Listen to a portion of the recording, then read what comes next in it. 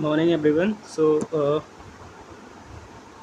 आज के आर्टिकल पे चर्चा करेंगे कि जो अभी लद्दाख में कुछ दिन पहले वहाँ पे परसों ही घटना हुई। वहाँ पे सोनम वांगचुक को गिरफ्तार कर लिया गया है और वहाँ पे काफ़ी सारे लोग, कुछ लोग मारे भी गए हैं। बीजेपी के हेडक्वार्टर्स पे जो है अटैक्स हुए हैं। काफ़ी सारा हुआ है, तो उस बारे में एक आर्टिकल है। हम इस पर चर्चा करेंगे। हेडिंग तो आप देख ही रहे हैं, लद्दाख की जनजाति आबादी जो है अशांत क्यों है। ठीक है, आगे बढ़ते हैं और देख लेते हैं कि इसके पीछे कहानी क्या है। राइट, अब तक की कहानी क्या है। 26 सितंबर को लद्दाख के प्रमुख शिक्षाविद और जलवायु कार्यकर्ता सोनम वांगचुक को सार्वजनिक व्यवस्था भंग करने के आरोप में एनएसए के तहत एनएसए 1980 यानी कि राष्ट्रीय सुरक्षा अधिनियम 1980 के तहत हिरासत में लिया गया है। ठीक है, श्री वांगचुक 35 दिनों की भूख हड़ताल के 15वें दिन में थे, यानी 35 दिनों की भूख हड़ताल थी और वो 15वें दिन में थे जब लेह शहर में हिंसक विरोध प्रदर्शन भड़क उठे। ठीक है, जिसमें 4 लोगों की मौत हो गई है। 4 लोगों की मौत हो गई है और सुरक्षा कर्मियों से 150 लोग घायल हो गए हैं। ठीक है, तो 4 लोग मरे हैं, 150 लोग घायल हुए हैं। ये देखते हैं कि ये बुलाई क्यों गई थी, मतलब भूख हड़ताल क्यों शुरू करी थी। ठीक है, पिछले 5 वर्षों में या 5 वर्षों से नागरिक समाज समूह लद्दाख के लिए भूमि, संसाधन और रोजगार की सुरक्षा की मांग कर रहा है। यानी 3 चीज़ की मांग कर रहा है, भूमि की, संसाधनों की और रोजगार की सुरक्षा की मांग कर रहा है। भूमि की मतलब मांग करना, सुरक्षा का मांग करने का मतलब है कि जो बाहरी लोग आकर बसते हैं, यानी कि उनसे सुरक्षा प्रदान की जाए, जैसा कि वो लोग बोल रहे हैं कि 6 शेड्यूल में हमें भी शामिल किया जाए। राइट, अनुच्छेद 370 के तहत जम्मू कश्मीर का विशेष दर्जा 5 अगस्त 2019 को संसद द्वारा समाप्त कर दिया गया था और राज्य को 2 केंद्र शासित प्रदेशों जम्मू कश्मीर और लद्दाख में विभाजित कर दिया गया था। जैसे आपको पता ही होगा कि जम्मू कश्मीर में विधानसभा तो है, बट लद्दाख में नहीं है। राइट, बड़े व्यवसायों और समूहों द्वारा स्थानीय लोगों से जमीन और रोजगार छीन लिए जाने के डर से यह मांग उठी थी। यानी कि उन्हें ये डर था कि जो दूसरे स्टेट्स के लोग हैं वो वहाँ पे जाके बसेंगे और उनकी नौकरी भी जा सकती है और ज़मीन भी जा सकती है। इसलिए वो लोग ऐसा कर रहे हैं। 2011 की जनगणना के अनुसार लद्दाख की कुल जनसंख्या जो थी वो 2,74,000 थी। ठीक है, एंड 10 सितंबर को लेह अपेक्स बॉडी यानी कि LAB और Kargil democratic alliance KDA right की ओर से श्री वांगचुक ने केंद्रीय गृह मंत्रालय के साथ बातचीत फिर से शुरू करने की मांग को लेकर 15 अन्य लोगों के साथ 35 दिनों की भूख हड़ताल की घोषणा की थी। उनकी 4 मांगें थीं। लद्दाख को संविधान की छठी सूची में शामिल करना, यानी कि उनके आदिवासी दर्जा देना। जैसा कि आप जानते ही होंगे, छठी सूची में इसमें 4 स्टेट हैं, असम, मेघालय, त्रिपुरा और मिजोरम। राइट, राज्य का दर्जा, लेह और कारगिल के लिए अलग अलग लोकसभा सीटें और मौजूदा सरकारी नियुक्तों को भरने की बात वो कर रहे थे।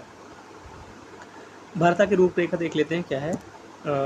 जनवरी 2023 में संवैधानिक सुरक्षा उपायों, भूमि की सुरक्षा, संस्कृति के संरक्षण और रोजगार के अवसरों की मांग को लेकर कारगिल और लेह में समूहों द्वारा अभियान चलाए जाने के बाद सरकार ने गृह राज्य मंत्री यानी नित्यानंद राय की अध्यक्षता में एक उच्च अधिकार प्राप्त समिति यानी कि HPC का गठन किया। समिति में LAB यानी लेह अपेक्स बॉडी और KDA के सदस्य और नागरिक समाज के प्रतिनिधि शामिल थे, जिन्होंने HPC को यह कहते हुए खारिज कर दिया कि केवल सरकार समर्थक सदस्यों को ही चुना गया है। 30 नवंबर 2023 को HPC का पुनर्गठन किया गया था। समिति के विचारार्थ विषय हैं क्षेत्र की अनूठी संस्कृति और भाषा की रक्षा के लिए इसके भौगोलिक स्थान और सामरिक महत्व को ध्यान में रखते हुए उपाय करना। दूसरा, लद्दाख के लोगों के लिए भूमि और रोजगार की सुरक्षा सुनिश्चित करना। तीसरा, क्षेत्र में संवैधानिक विकास और रोजगार सृजन के उपायों पर चर्चा करना। जो मार्च 2024 में वार्ता विफल हो गई थी। ठीक है, 6 अक्टूबर 2024 को श्री वांगचुक अपनी मांगों पर सरकार का ध्यान आकर्षित करने के लिए दिल्ली में अनिश्चितकालीन उपवास पर बैठे थे, जिसके बाद गृह मंत्रालय बातचीत फिर से शुरू करने पर सहमत हुआ था। लेह और कारगिल के नेताओं वाली उच्च स्तरीय समिति की बैठक 3 दिसंबर 2024 को हुई। ठीक है, 3 दिसंबर 2024 को हुई, जिसके बाद 15 जनवरी 2025 को एक और बैठक हुई। समिति की आखिरी बैठक 27 मई को हुई थी। अगले दिन सदस्यों ने गृह मंत्री अमित शाह से उनके आवास पर मुलाकात भी की थी। तो ये एक बैकग्राउंड है कि कैसे ये शुरू हुआ, कहाँ से शुरू हुआ और फिर पिछले दौर की वार्ता के बाद क्या हुआ वो देख लेते हैं।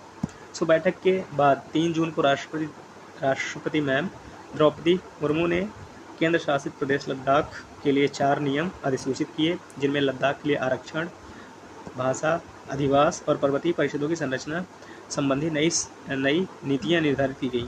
इन नियमों ने सरकारी नौकरियों में स्थानीय लद्दाखियों के लिए 85% आरक्षण का मार्ग प्रशासित किया। लद्दाख समूह का आरोप है कि राज्य का दर्जा और छठी अनुसूची में शामिल करने की उनकी मुख्य मांगें पूरी नहीं हुई थी। यानी कि राष्ट्रपति ने कुछ मांगें तो पूरी कर ली थी, जैसे उनको रिजर्वेशन दे दिया था 85% का, और कुछ और भी उनको रिलीफ दिया गया था, बट जो छठी अनुसूची में शामिल करने की मांग थी उनको वो पूरा नहीं किया गया था। इसलिए उन्होंने ऐसा रुख अपनाया।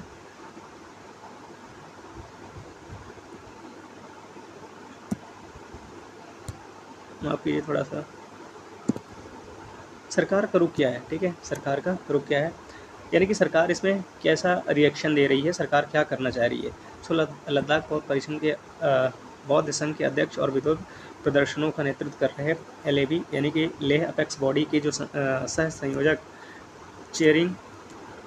चेरिंग दोरजय लकरुक हैं ने द हिंदू को बताया कि केंद्रीय गृह सचिव गोविंद मोहन ने 1 जुलाई को लद्दाख के अपने दौरे पर उन्हें इन बिंदुओं पर चर्चा का आश्वासन दिया। गृह मंत्रालय ने 2022 में एक संसदीय समिति को सूचित किया कि छठी अनुसूची के तहत आदिवासी आबादी को शामिल करने का उद्देश्य उसके समग्र सामाजिक आर्थिक विकास को सुनिश्चित करना है। उन्होंने कहा कि केंद्र शासित प्रदेश प्रशासन पहले से ही इस पहलू पर ध्यान रख रहा है और लद्दाख पर्याप्त धनराशि उपलब्ध कराई जा रही है।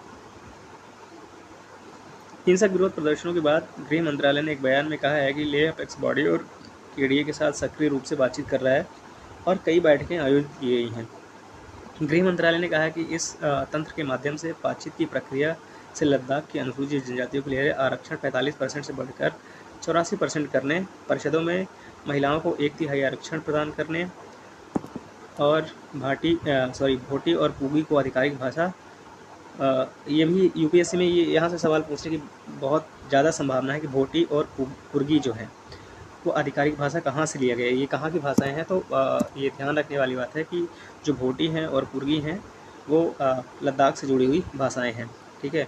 घोषित करने जैसे अभूतपूर्व परिणाम सामने आए हैं। भर्ती की इस प्रक्रिया से आदिवासियों के लिए 1800 पद खुल गए हैं, ठीक है। उन्हें रिजर्वेशन बढ़ा दिया गया है और आधिकारिक भाषा घोषित की जाए, बट उनकी कुछ मांगें नहीं पूरी गई हैं, जिस वजह से ये चल रहा है।